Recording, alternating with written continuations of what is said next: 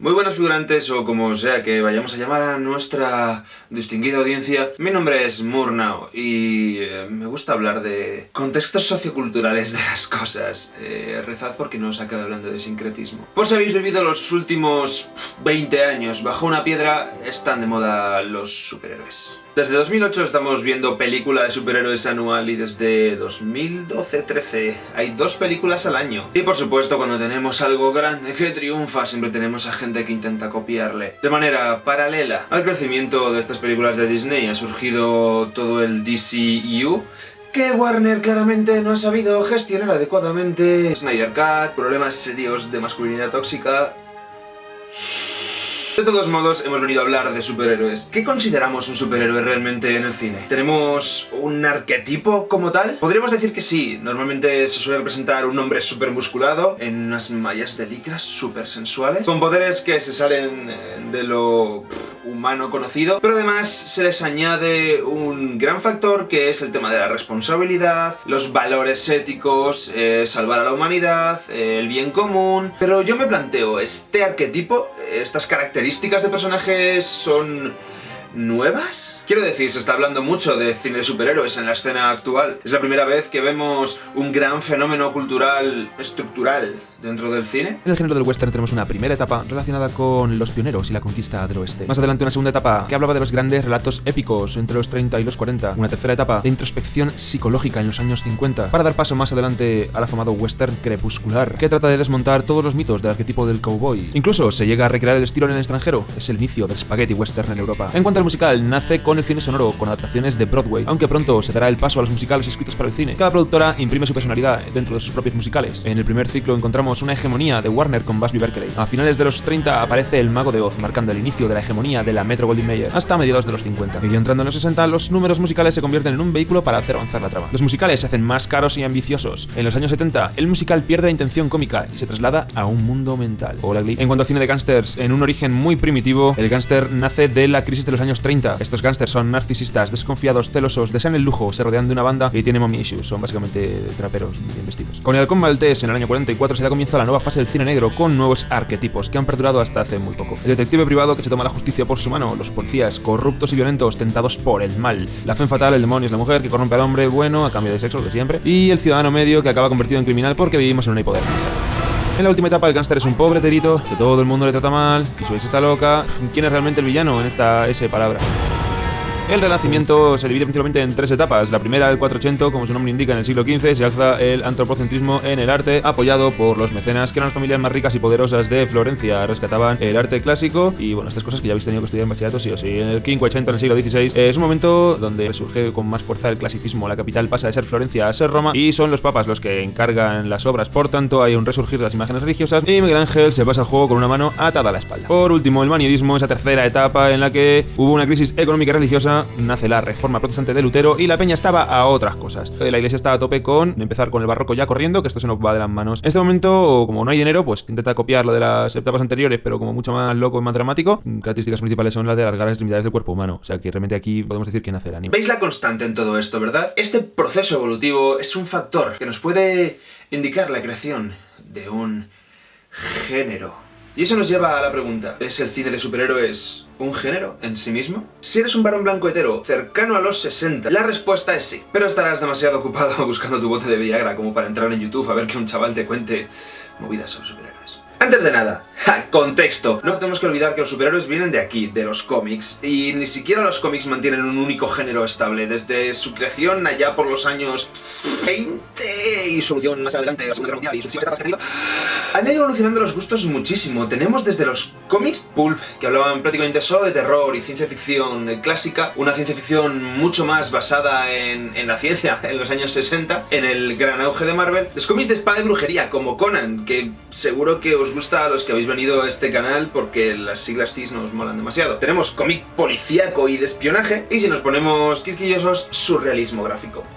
Vale, por resumir esto muchísimo, vamos a hablar de 4 grandes etapas en el cine de superhéroes. En pleno ápice de la popularidad de los cómics se empiezan a adaptar en forma de películas seriales. Vamos a emitir la serie de Adventures of Superman porque está viejita y aquí no había ni sistema ni nada. En los 60 tenemos la famosa serie de Batman de Adam West que supuso un aumento de popularidad descontrolado y cargarse el personaje en los cómics. En los 70 empieza a molar la cosa. Nace la serie de Wonder Woman interpretada por Linda Carter y en un buen intento de hacerse popular, Marvel lanza The Incredible Hulk con Lou Ferrigno. Hay un chingo de cameos, así que no voy a ponerme con ello. La primera etapa de los años 60-70 se caracteriza por esta principal pieza audiovisual, con unos efectos bastante cutres, pero era la primera vez que los chavales podían sacar algo que estaban leyendo, verlo de carne y hueso e igualarse a él, a pesar de ser el Boy Scout definitivo. Me he pasado toda la vida queriendo ver una película de Spider-Man y ahora de repente hay 7, ¡dame 12! Los 80 prácticamente son un desierto, salvando las secuelas de Superman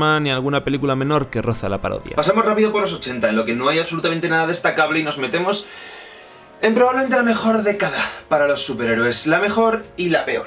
Mira, los 90 para el mundo del cómic son un puñetero desastre. Por temas de no pagar a gente, de especulación con el tema de las portadas, se empiezan a generar una bolsa de editoriales independientes gigantesca. Esto que hace que la gente deje de comprar Marvel y DC porque es la misma mierda que llevamos viendo 30 años. Así que empiezan a triunfar cosas como Dark Horse, Image, incluso Valiant si me apuras. Y aunque las cifras de ventas en las dos grandes editoriales eran una barbaridad, cosas de la mano invisible, el mercado, bla bla bla, casi llega a la que quiebra Marvel y tuvo que fusionarse con una empresa de juguetes y vender mazo de derechos a productoras de cine. Esto da para otro vídeo, probablemente nunca lo haga, pero pidiéndolo igual. Con Marvel al borde de la quiebra, comienza la mejor etapa de contenido visual de superhéroes. Al menos para los que, como yo, nos hemos criado con las series de animación de Spider-Man, de X-Men, Batman. Además de todas las series de animación que lo molan todo, tenemos algunos intentos de DC de hacer live action, con Lois y Clark y Smallville.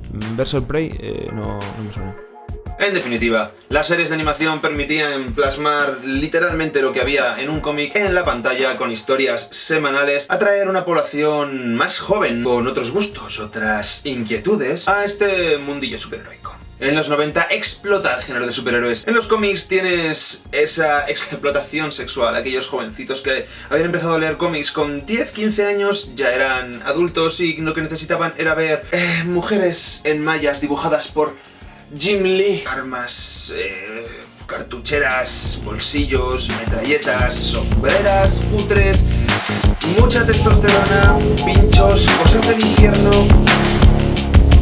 Soy un hipócrita de mierda porque me encanta esta etapa, me encanta Ghost Rider, me encanta Punisher. Socialmente, y ya no solo dentro del género de superhéroes, tenemos esa figura emblemática que a todos nos encanta cuando somos adolescentes y creemos que somos únicos y diferentes copos de nieve en el mundo, que es el antihéroe. Y que algunas personas todavía no han sabido superar, ¿verdad, amigo Christopher? Tras 3 películas de Batman, un Capitán América de goma y los 4 fantásticos teutones, el mundo del cómic vira hacia los antihéroes como el Castigador, el Cuervo, Spawn o Blade, la primera franquicia de Marvel. Pero entonces llegan los temidos 2000s. Esto es un melón que hay que abrir, y yo, que no soy precisamente fan de los 2000s porque demasiada licra, demasiadas movidas digitales, demasiado 3D chungo, demasiado cromo en todos lados, tenemos 2 grandes obras que a día de hoy creo que todavía se conservan y envejecieron bien.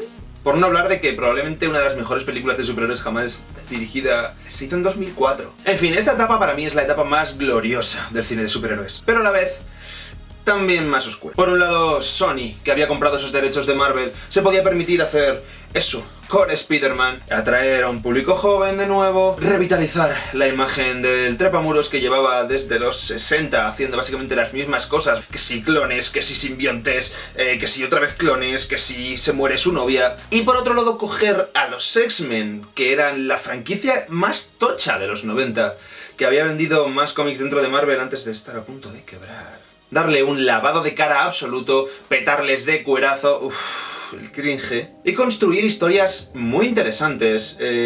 Soy un friki de X-Men. Tengo un podcast solo hablando de la etapa de Claremont. Este troncho de aquí habla de un nuevo estatus social, nuevas visiones políticas, el 11S... En los 2000 tenemos algunas películas que quedaron sueltas como Hulk, Hellboy, Los Cuatro Fantásticos o Ghost Rider. Y probablemente la peor película de la historia de los superhéroes, Electra. Y hay que hacer una pequeña mención honorífica a Watchmen, que no me escuché Alan Moore porque me pega un tiro en la frente y hasta luego. Parece que estoy hablando solo de Marvel. En DC también tenemos joyitas como Superman Return. Perdón, hablemos en serio. Las de Nolan, de Batman. La primera. ¿Qué año es? No, la segunda también entra. Soy muy mayor.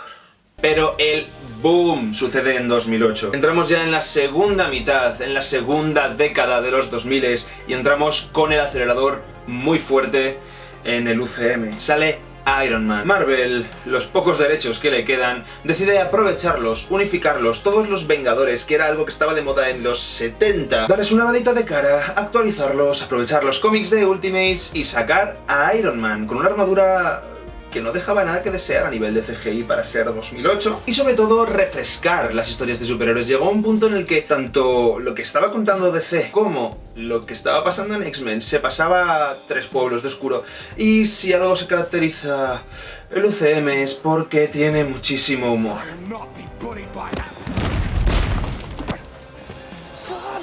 Como he dicho, desde 2008 llevamos más de una década viendo cómo estos personajes van creciendo poco a poco, como si se tratara de una serie muy larga, como si fueran los Alcántara. Concluyendo finalmente en el año 2019 con una película súper espectacular en la que vemos que todos convergen y tienen un enemigo común súper poderoso, y es un evento cinematográfico a la altura de el tren entrando en la estación. A raíz de este crecimiento de sus rivales, DC intenta un contraataque en series con el Arrowverse y un punto de vista diferente con Gotham. Sin embargo, os tengo que explicar lo que son, ¿verdad? DC ha hecho su cosa, varias pelis, cogió una de Superman y dijo este es el inicio de un universo, luego hizo Suicide Squad, dijo no hace Wonder Woman, Batman y Superman, Liga de la Justicia, ahora dicen que la Liga de la Justicia no vale, que van a hacer otra nueva, se han quitado escenas y en vez de poner las escenas que han quitado, están regrabando la peli otra vez porque Twitter.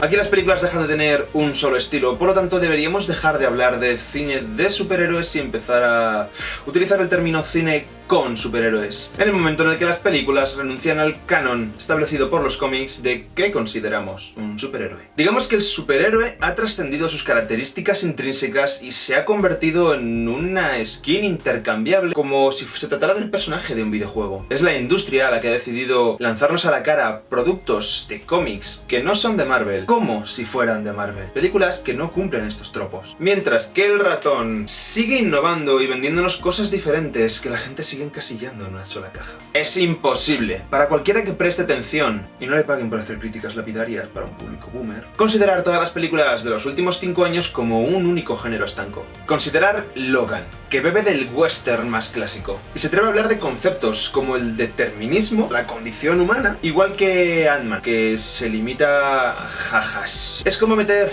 en el mismo saco Persona de Bergman o el diario de Bridget Jones, porque al final son movidas de mujeres de mediana edad. Que no niego que se haya adoptado una plantilla para hacer películas de superhéroes como churros pero la soberbia de la crítica supera incluso su sed de superioridad moral. Vale que hay truños fallidos, como Suicide Squad o Bloodshot. Ah, que no sabías que hay más editoriales, aparte de Marvel y DC. Pero a partir del rasero de los superhéroes para valorar una trama tan compleja como la política detrás de Batman y Superman es un poco... es multi-canon.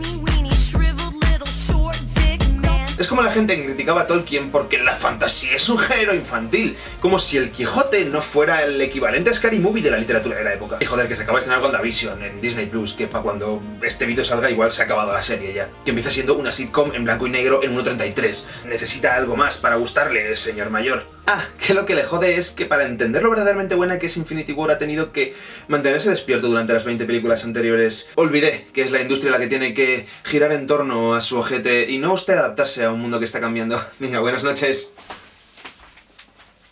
Tengo la boca súper seca, pero no sé si mis compañeros han hecho algo para poner créditos al fondo o algo, entonces... Total, lo edito yo.